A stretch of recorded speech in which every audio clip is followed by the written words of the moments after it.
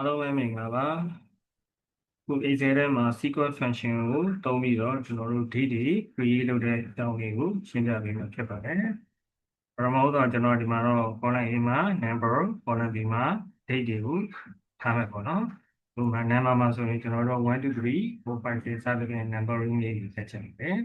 ဒါဆိုရင်စာအုပ်ဆုံး number 1လေးရလာမယ်ဒီ number 1ပေါ်မှာထောက်ပြီးကျွန်တော် series လုပ်မှာပေါ့နော် series ကလမ်းတွေလုံးလဲဆိုဒီ home tab ထဲမှာရှိတယ်ကျွန်တော်တို့ series editing group ထဲမှာရှိနော်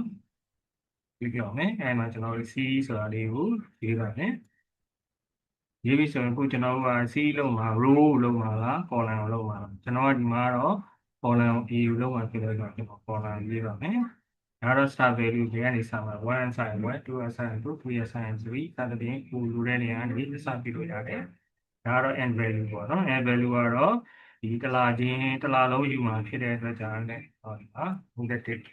ခဲ့ပါမယ်ဒီလိုင်းကပေါ့နော်ပြီးရင်ကျွန်တော်ဖြေလုပ်ပါမယ်ဒါဆိုရင် number series လေးတွေ automatic တက်ပြီးတာဖြစ်ပါပြီပြီးရင်ကျွန်တော်ဒီမှာ date တွေကြာမယ် date ရှာမယ်ဆိုရင်လည်း sequence function ကိုလုပ်ပါမယ် equal to sequence function ကိုလုပ်မယ်ပြီးသွားလို့ရှိရင်ကျွန်တော်ဒီနောက်မှာကတော့ row လား row column ရှိတာပေါ့နော်ကျွန်တော်တို့အဲ့မှာ row ခဏခုလဲဆိုတော့36ဆိုတော့ကျွန်တော်36နဲ့ထည့်မယ်ဟောအဲ့ဒါက column ကျွန်တော်တို့က column ကို column မဲ့တော့မှာဖြစ်တော့ space bar လေးရိုက်ပြီးတော့ကျွန်တော်တို့ format လေးတစ်ခုထည့်မယ်ပြီးရင် date function လေးကိုအသုံးပါမယ် date function ကတော့သူကပြထားတဲ့အတိုင်း year month day တိုင်းကျွန်တော်လည်းထည့်ပါမယ်2016 format max ကတော့ 07 comma စာပြတာ day ကတော့ကျွန်တော်တို့01ပြင်ပြပေးမယ်ဒီ comma ကျွန်တော်တို့အဲ့မှာ step value ကတော့ကျွန်တော်တို့1ကိုရိုက်ထည့်ဖြစ်ပါတယ်ဒီပြင်ပြပေးပါမယ်အဲ့ဒါခေါ်ရင်ကျွန်တော်တို့လိုချင်တဲ့ date format ကိုပါတယ်ရရှိမှာဖြစ်ပါတယ်2026 ခဏလာပိုင်း1ရက်နေ့ကနေပြီးတော့31ရက်နေ့ကိုရိုက်ဆရာမလို့ပဲနဲ့ auto ဖြည့်ပေးသွားမှာဖြစ်ပါတယ်။နေရာမှာချက်ကြည့်ရတော့တစ်ခါလေးကျရင်ဒီ date format တွေကတစ်ခါလေးပြောင်းနေတတ်တယ်။ပြောင်းနေတိုင်းကိုလိုချင်တဲ့ date format ကိုသုံးပြီးမှလို့ကျွန်တော် numbering group ထဲမှာရှိတယ်ဆိုတော့ date ဆိုတဲ့နေရာလေးကိုပြမယ် drop down လေးပြပြီး more number format ကိုရေးမယ်။ရေးပြီးလို့ရှိရင်ကျွန်တော်ဒီထဲမှာကိုလိုချင်တဲ့ format ကိုရွေးချယ်ပြီးတော့ date format ကို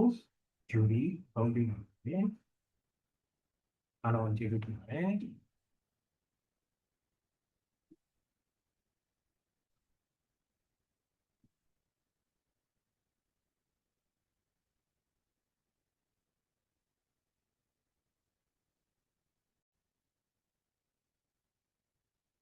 အားလုံးပဲမင်္ဂလာပါခု Excel ထဲမှာ sequence function ကိုသုံးပြီးတော့ကျွန်တော်တို့ date တွေ create လုပ်တဲ့အကြောင်းလေးကိုရှင်းပြပေးမှာဖြစ်ပါတယ်ပထမဆုံးကျွန်တော်ဒီမှာတော့ column A မှာ number column B မှာ date တွေကိုထားမယ်ပေါ့နော်ဒီမှာ number မှာဆိုရင်ကျွန်တော်တို့1 2 3 4 5 6 7 8 numbering လေးတွေဆက်ချက်ပဲဒါဆိုရင်စာအုပ်ဆုံး number 1လေးရလာမယ်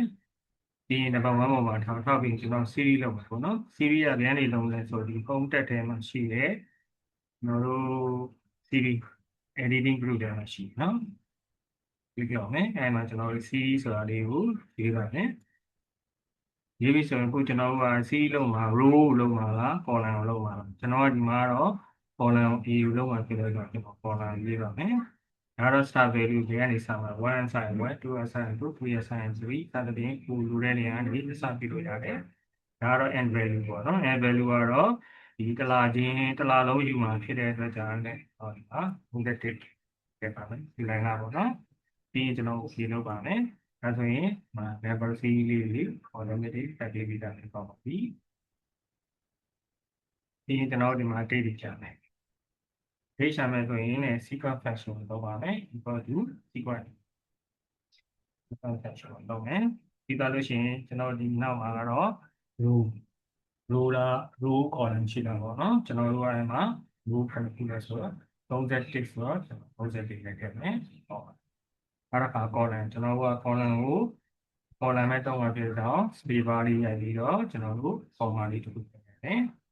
ပြီးရင် date function လေးကိုအသုံးပါမယ် date function ကတော့သူကပြထားတဲ့အတိုင်း year month day တိုင်းကျွန်တော်လိုက်ထည့်ပါမယ်2016 comma month ကတော့07 comma စပြတာ day ကတော့ကျွန်တော်တို့01ပြင်ပေးမယ်ဒီ comma ကျွန်တော်တို့အဲ့မှာ step value ကတော့ကျွန်တော်တို့1ကိုလိုက်ထည့်ဖြစ်ပါတယ်ဒီပြင်ပေးပါမယ်အဲ့ဒါခေါ်ရင်ကျွန်တော်တို့လိုချင်တဲ့ဒီ format ကိုပါတယ်ရရှိမှာဖြစ်ပါတယ်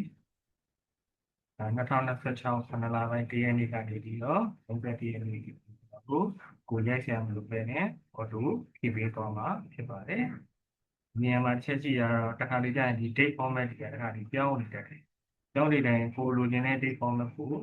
သုံးပြီးမှလို့ကျွန်တော် numbering group ထဲမှာရှိတယ်ဆိုတော့ date ဆိုတဲ့နေရာလေးကိုပြမယ် drop down လေးပြင်ပြီး more နဲ့မှာ format ကိုပေးမယ်။ပြီးလို့ရှိရင်ကျွန်တော်ဒီထဲမှာကိုလိုချင်တဲ့ format ကိုရွေးချယ်ပြီးတော့ဒီ format ကိုယူပြီးသုံးပြီးမှာဖြစ်အားလုံးကျေးဇူးတင်ပါတယ်